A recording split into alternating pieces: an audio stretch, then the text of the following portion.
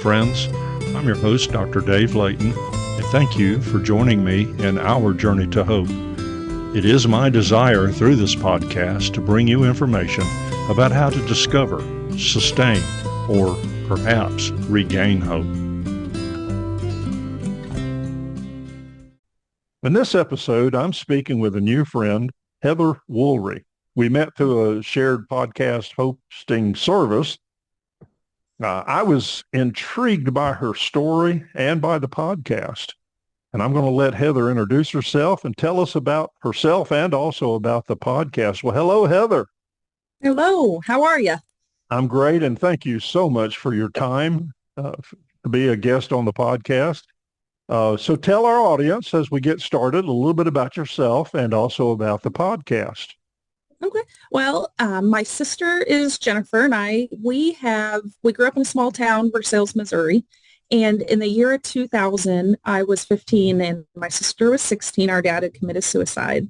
And at that time, I think we just didn't know, which nobody does, but we just went on living our lives and held our feelings in and never had the opportunity to express it.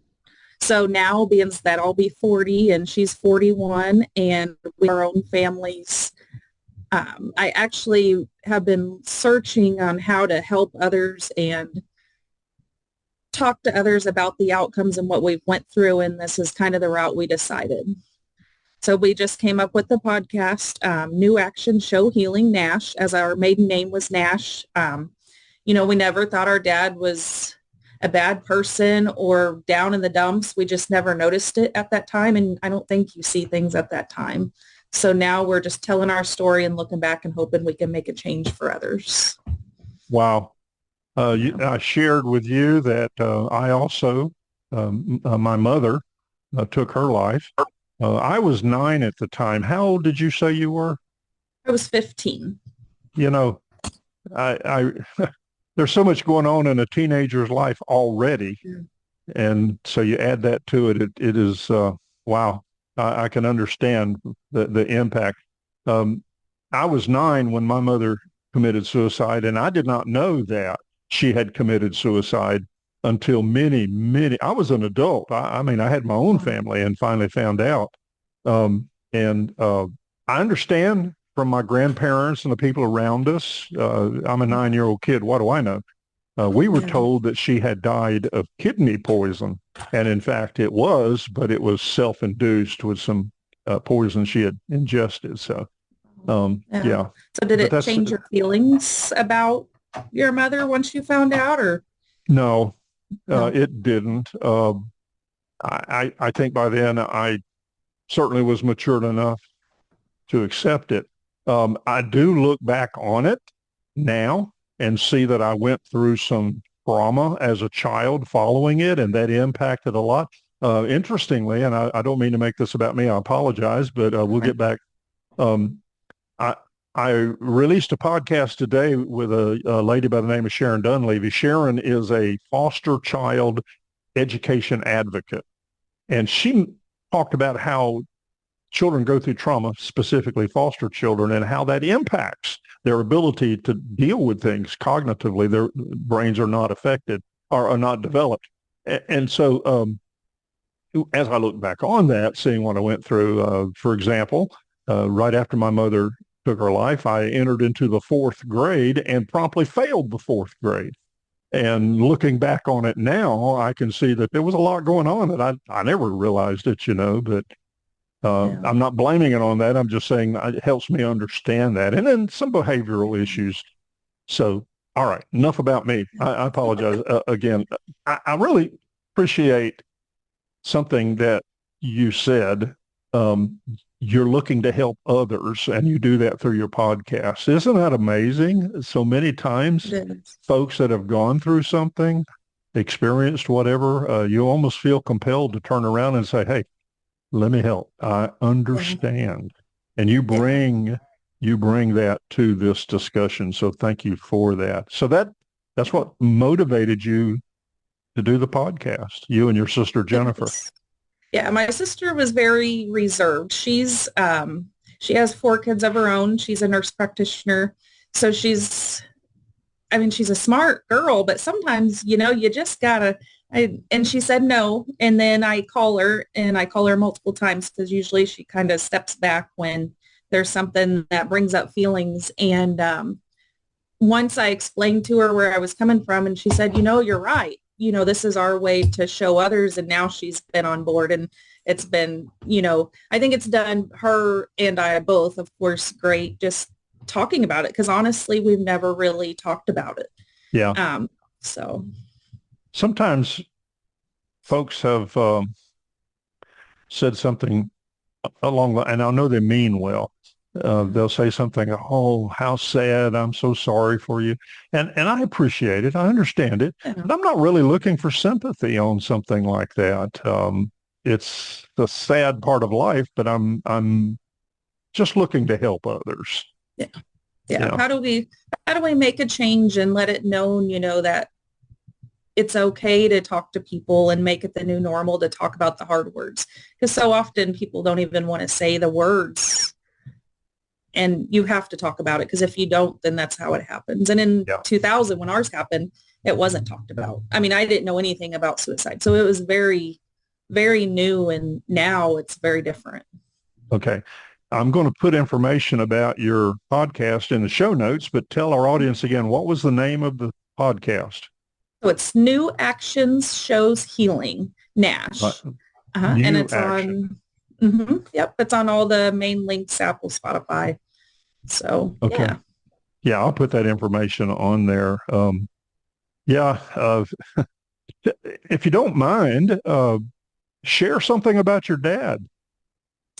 So my dad, growing up, I felt like the daddy's girl, but he liked to work on cars. So we were always working on cars. He liked to joke around.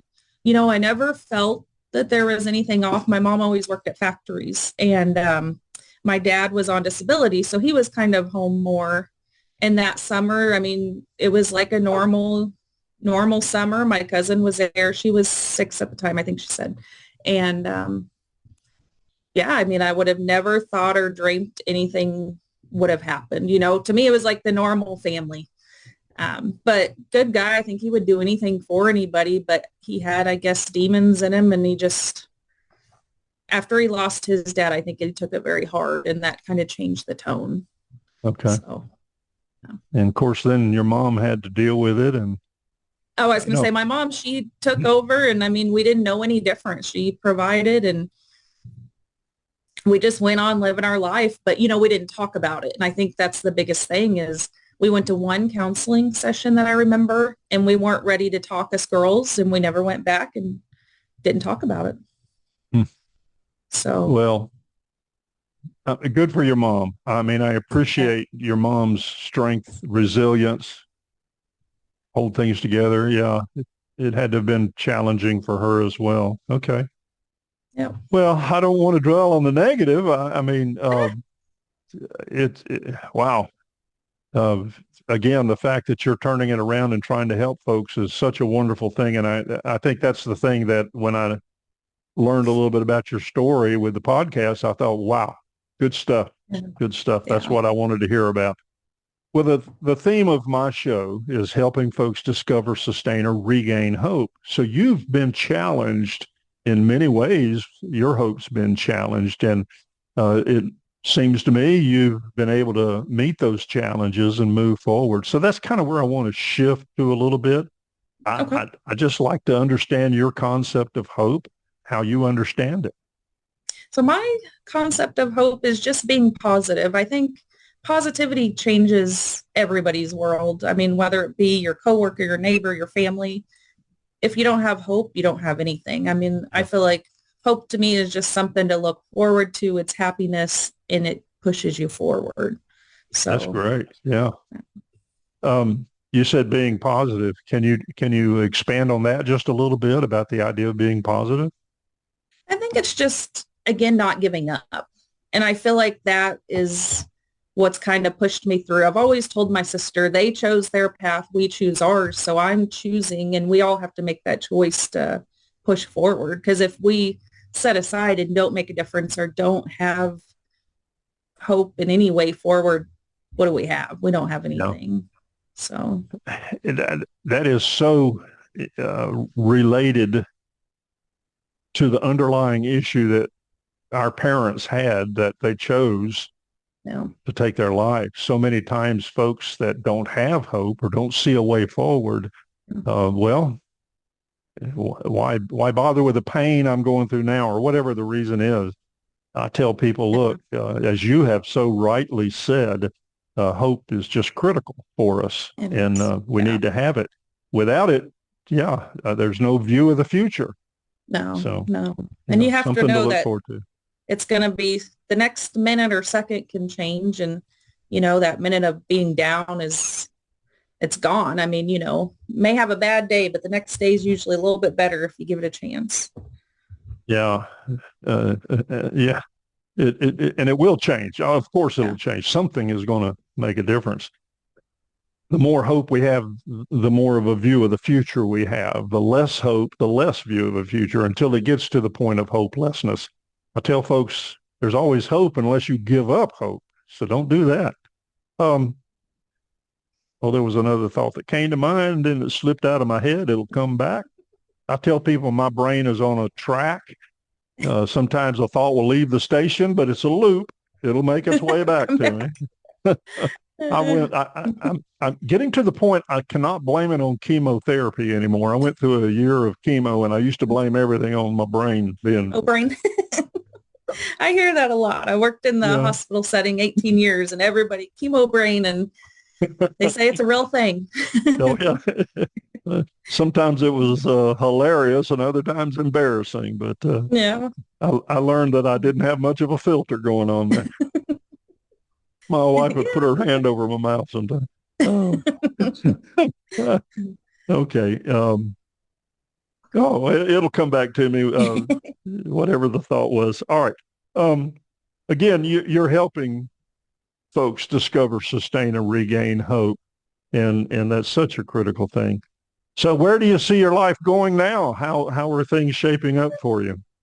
I think pushing forward. I mean, I by going through this, I've realized in the last few years that I've almost held myself back because what I've found is some of the PTSD from that initial trauma I didn't realize, such as if I watch a movie, I Google the ending before I watch the movie and the shows. And I didn't really put two and two together. I read books and I go ahead and Google the ending. And, you know, I don't like surprises. So my whole life, I feel like I've planned.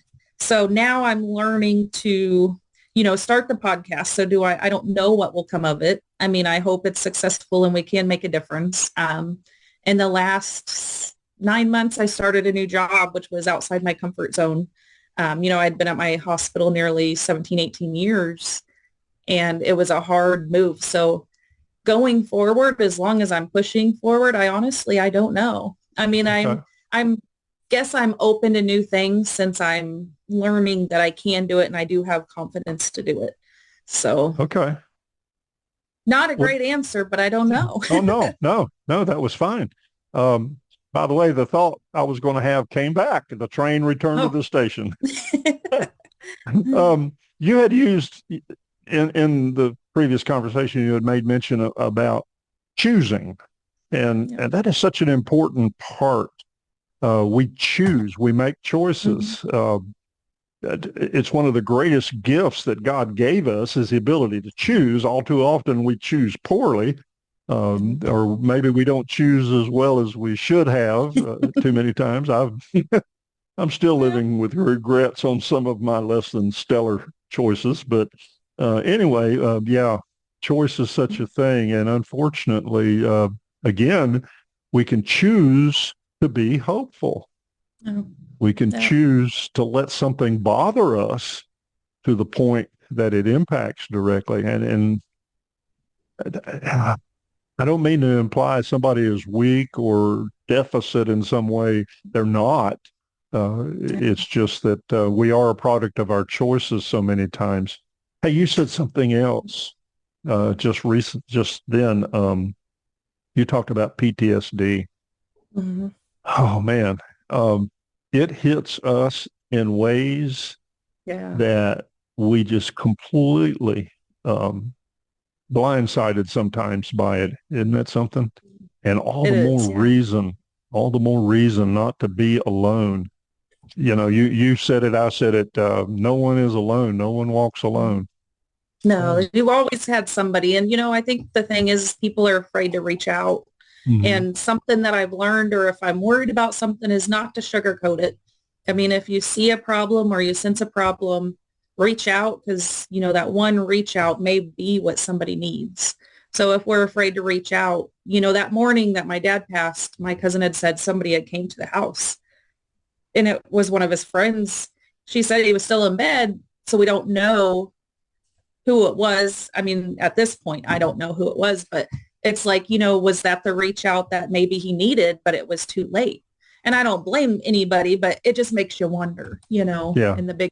So Yeah. I just am a big person to reach out, check on your peers, and don't be afraid to ask for help. Yeah. So, I absolutely. Especially if we see that there is something going on in yeah, that person's life, step in there. yeah, And if they say, "No, no, I'm good, mind your own business," okay, mhm. step back, take You a deep try. breath, and then re-engage. Don't give up. Let them know you are not alone. You are Yeah. not alone. Especially again, you've shared something very dramatic, impactful in your life, and all of that. So, yeah, Yeah. it's just amazing. It is not a sign of weakness to reach out to someone. In fact, it could be explained as a sign of strength. I have enough confidence and desire. I want to do something about this. No one Yes. walks alone. Amazing. Um, it's also difficult, and sometimes people don't know what to say, and they'll say something like, well, um, good will come from this, or all things work out good for those who love the Lord. Things like this, and they mean well. Yeah. And it is true, we can find good in things. And somebody says, well, how in the world could I find good in a loss of a family member, especially a suicide? Well, maybe not directly, Yeah. but don't give up, I guess is where Uh, I'm going with that. yeah. Well, and I mean, look at our family. It's taken us, what, 25 Yeah. years to find good, and sometimes it's just, you have to, I don't know. I mean, I could have given up a million times because trust me, that's so much easier, but that's not the way of life. We're given a life and I have a family and I always in my head, once you have a family, you don't have that option. You're here and you're here to be for them. And sometimes them are the days that keeps me going because, I Yeah. do have my family and I would never leave my family the way that I was left. Yeah. So, Well, finding good in something doesn't necessarily mean I'm happy about something. yeah, That's not what we're well, talking that's about. true.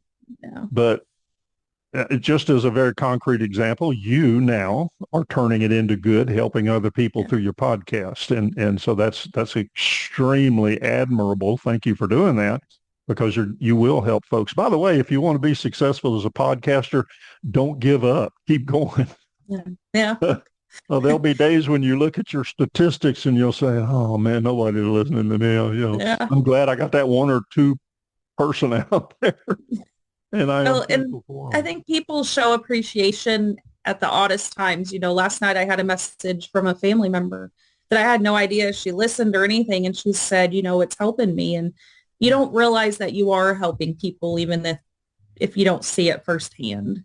So, Yeah. I mean, I think that's just something that we have to remind ourselves, or I have to remind myself, because sometimes I'm like, are we serving a purpose, Uh-huh. So, And that's what I know our podcast hosting that we share does, that it encourages. Don't get caught up so much in the statistics. Remember your purpose. And I've heard people say, one or two people listening to you, they are giving you their ears for that period of time, and I consider that a blessing, and thank you for that. So many folks do that. So yeah, sometimes we get wrapped around numbers, and they're not everything. yeah. They are a report card, but they're not everything. So yeah, hang in there. I've been at it for about 2 years. Actually, July the 1st will be 2 years. And I've enjoyed it because I've met some incredible people like yourself, and I mean that very sincerely. I always interesting, fascinating people. We're Okay. we're talking. There's just so many ways we bring hope to people, and can find ways to do good Yeah. with what we've got. Okay. Anything else you want to chat about? No, What's the I think, future? What's the well, future for your podcast? just pushing forward and hoping to get out there and reach more people. I think I hope someday we can reach and go to local events and even have our cards and get people. Hmm. Tomorrow I have a gentleman, a young man, and he actually checked himself in to get help. And he's going to talk about his story of what brought him to wanting to end his life and how he proceeded to push forward. So stories like that we hear more of. So we're not hearing the other side of this story. So Okay. Well, good. Again, that's going to help somebody else. You know, folks yeah, are in similar situations. yeah, It may not be exactly like it, but somebody can say, hey, I thought about that too. So good. yeah. Very good. All right. Anything else, Heather? I don't want to necessarily cut you short. I'm enjoying this. I don't think so. I think the big thing I can say is to talk about the hard things, and that's what we're pushing to do. And so we know it's hard, and I've reached out to some people, that's been affected, and they've said I just can't do it, or Hmm. um, be afraid to bring up feelings that might upset another family member. But again, we have to talk about it. If you keep pushing it down, eventually it's going to erupt. So just be there for one another and talk about it. That's my biggest thing, because in our family, we didn't for all these years. And it's really, I think, caused issues in the long run that we could have prevented if we would have talked about it. Okay. So, I was making a few notes as you were talking, kind of summarizing. Yeah, talk to each other, communicate with yeah, folks, each other, because you have that shared. But I'll talk to others as well. Keep looking to overcome that's something that you kind of talked about. And again, you're not alone. You are no, not alone. nope. Um, And again, they chose their path. We choose ours. So make it a good one. You get yeah, one. yeah, So make keep it a good pushing. one. You Yeah, you've got a chance. Uh, no, and then helping others.